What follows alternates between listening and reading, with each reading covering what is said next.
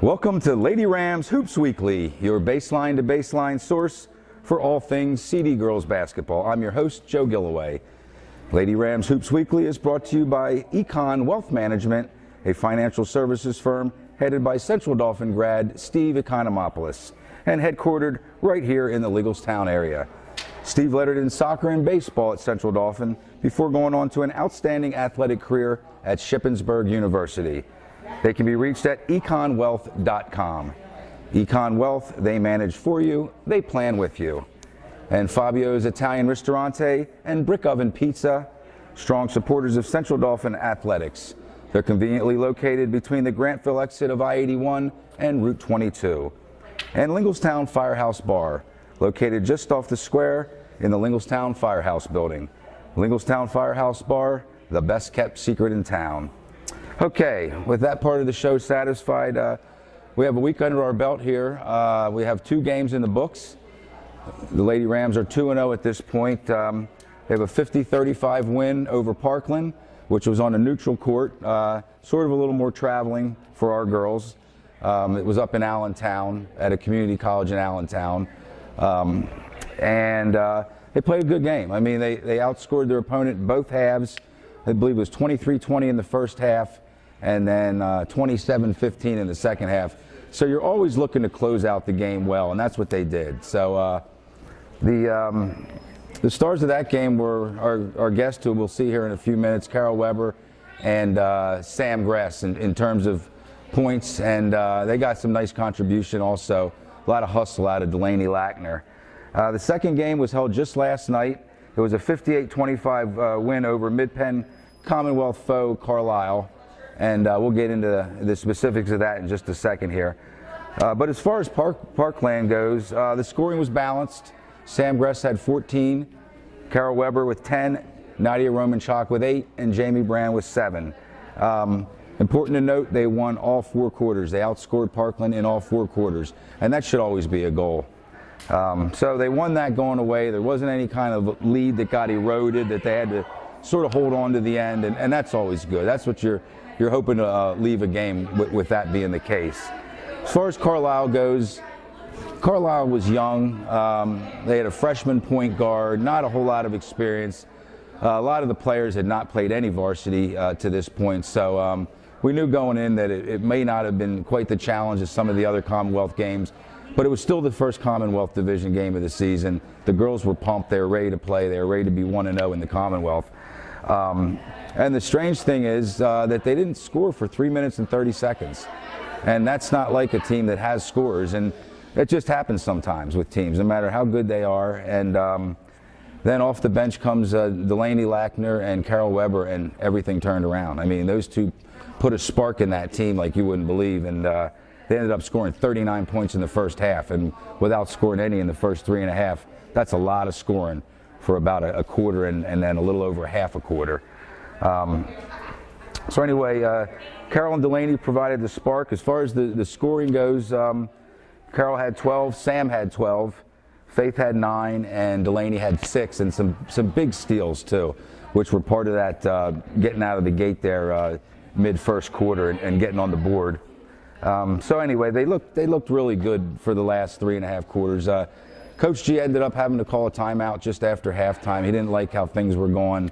And then after the timeout was called, they got back on board and they started scoring again. So a lot of times, and with respect to Carlisle, it's a little more difficult to carry out a game plan when there's not a whole lot of competition. And maybe if you've never played the game, it'd be hard to understand that. But in terms of having some resistance and from the other team, when you're not getting that, sometimes you get a little out of whack, and it's harder to sort of execute. So I saw a little bit of that last night, but they kept on going hard, and all in all, they looked really good.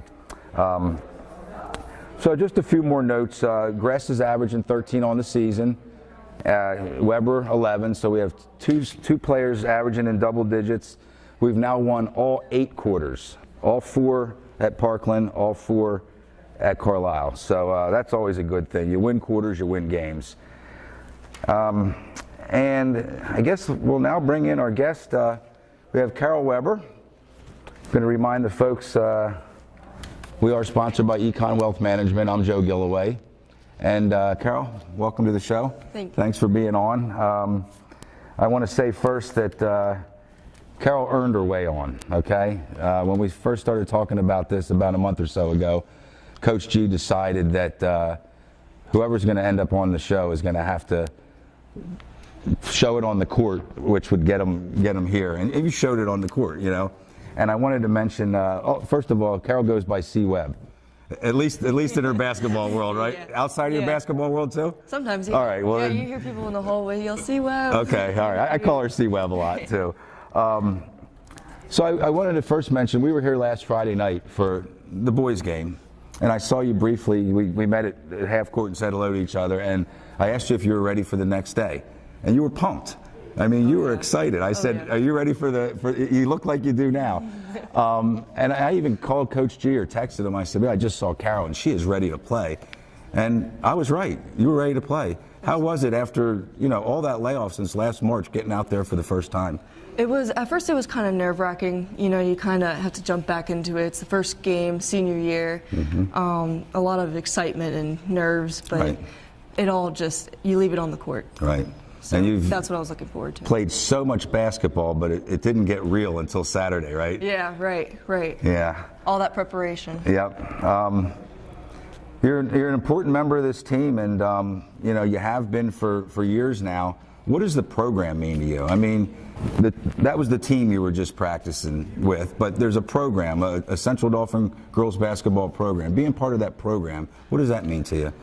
The first thing that comes to my mind is family. Mm-hmm. Like, all those girls, they're just so great. I love playing with all of them, my teammates. They're like my sisters, and our coaches are basically like our parents to us. They motivate us, and there's just such big influences on us on the court and outside of basketball. Just overall, it's a whole big family. Right. I love playing with them. And I've been invited to the last 2 banquets, and I sort of sit in the back. I mean, I sit in the way back. And I watch everything, and it looks like family. It looks like, a few dozen family members when they talk about the players and the coaches and then the parents. I mean, it's a whole room full of people that look like family to one another. So that's a very good point there. It's Cumberland Valley. That's who you play Friday. And for the fans who aren't familiar with sort of the history of this rivalry, and I'm only going to go back a couple years, but just since Carol's been on the team, in the last 2 years, Central Dauphin is 3-4 against Cumberland Valley, and a lot of those games have been big games. Absolutely. 2 District 3 games, 1 state game, and then 4 regular season games. Mm-hmm. And you guys are 2-2 in the regular season games, right? Right. You split last year. You split the year before. Right. 1-1 in the district games, but your win was more valuable than theirs, right? Right. They beat Cumberland Valley in the district championship last year, which was a huge win, for Carol, for her teammates, for the program, for the school, and I think for the community, really, when it comes right down to that. Yeah. There's a lot of people that I would run into after that and say, "Hey, how about that game down at Hershey?" And they're not even basketball fans, They heard about it. They know what you guys did. And something that's a little different this year is they only have 1 senior.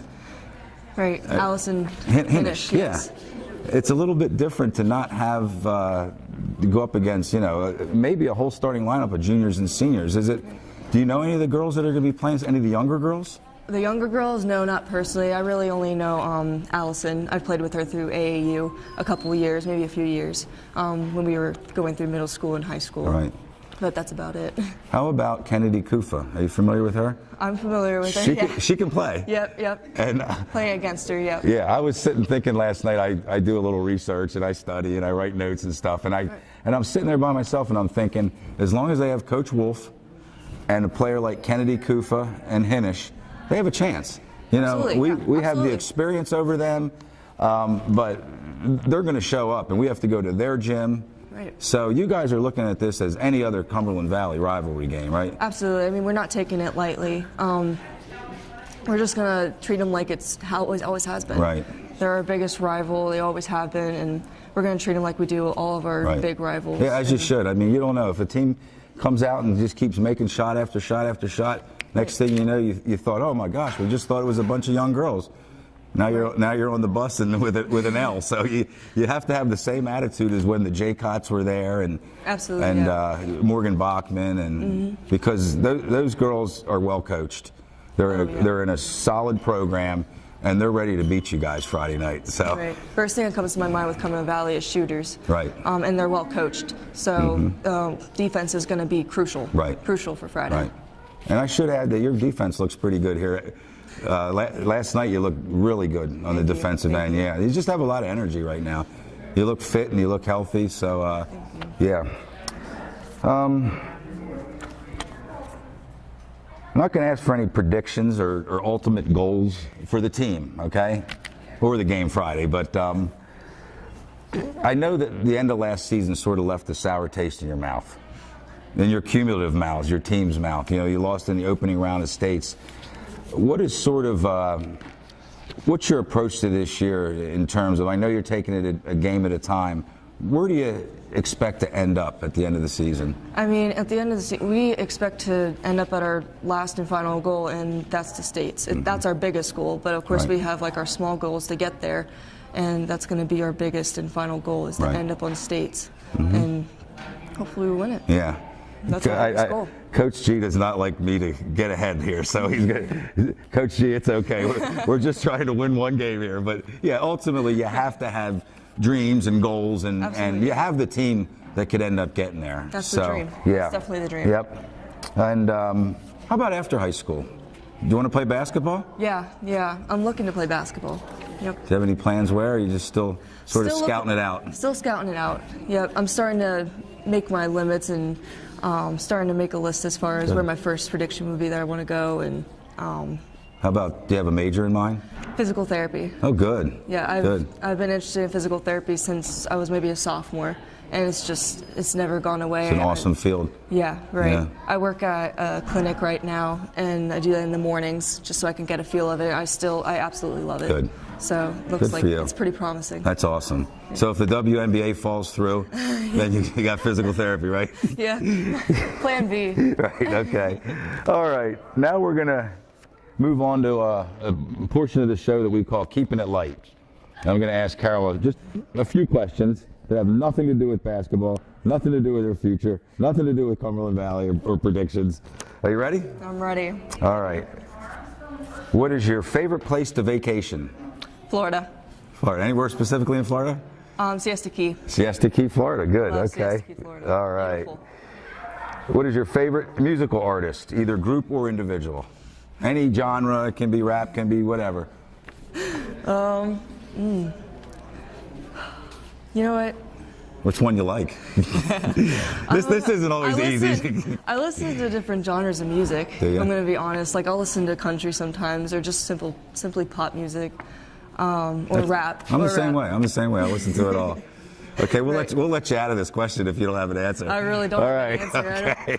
I turn on the radio and I'm jamming. Right, that's good. At least we know we learned something. You like all different genres of music. And the last one, what is an ideal day or evening with best friends for you? What are you guys doing? Where are you going? Where are we going? Movies. Movies? Definitely. Movies is definitely a big thing for me. I love movies. And just hanging out, you know, I like personal time with my friends, right. Just hanging out, talking, and playing video games or whatever. Just hanging out with my friends. Okay. And we'll make this 3B. What's the last movie you've been to? The last movie? Movie, yeah. The last movie? Oh, man. Daddy's Home 2. Daddy's Home. Somebody else just gave me that answer. It was a good movie. I think maybe Faith last week. One of the girls, or Grace, I asked them what's the last movie Probably you did. Grace, they said Daddy's Home 2. I've never heard of it. But great movie. Okay, well, thank you very much. I'm just going to mention again, upcoming games are Friday at Cumberland Valley. You have no excuse, folks, not to get over there. It's not far away. Right. And these girls can really use your support. Bring some green into that's a very red gym. You ever notice that? It is. Everything's red. It is. It seems like everything's painted red. Everybody's wearing red. So Stands, bring some green over that way. And then this coming Monday, the home opener versus Harrisburg. And we don't want to get ahead of ourselves here, but that's a big, big game. So if you don't get over to Cumberland Valley, or if you do, also get here to this gym on Monday. 7:30 tip, 6 o'clock for the JVs. Big game, and they could use your support. Harrisburg's been one of those tough teams for us the last couple of years, and hopefully we got their number this year. So once again, I'm Joe Gilloway for Carol Weber here, our special guest. Our sponsors, Econ Wealth Management, Fabio's Ristorante, and Lingelstown Firehouse Bar. This is Lady Rams Hoops Weekly. Thank you. Wait. Oh, we try to flick it out of here. Wait. Give it a shot. Oh, that was a good one. That was a good one.